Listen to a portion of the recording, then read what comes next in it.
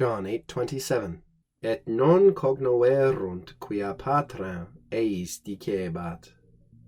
And they did not recognize that he was speaking to them about the Father.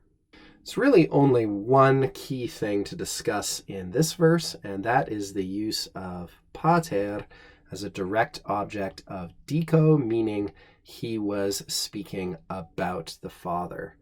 Why don't we have instead de patre?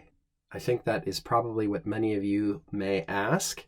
That is certainly what you would ask if you had learned Latin based on classical models, based on a textbook in particular that uses classical Latin as the model.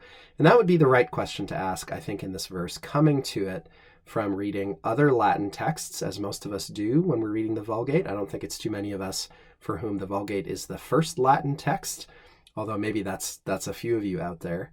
And again, this is an issue of very close, very scrupulous fidelity to the Greek text, which is so constructed. But it is worth pointing out in most periods and contexts, this would not be particularly idiomatic Latin, although I think it would be clear to a Latin speaker more or less without too much ambiguity what was meant here. We would expect a prepositional phrase instead of an accusative object indicating the person about whom we are speaking. Everything else here is pretty straightforward. We might just take a moment to notice that quia here is functioning like quod, or even sometimes quoniam, which we've seen many times, that the Vulgate prefers this construction over the accusative and infinitive construction most of the time. That's another difference from classical Latin, if you're coming to this from classical Latin.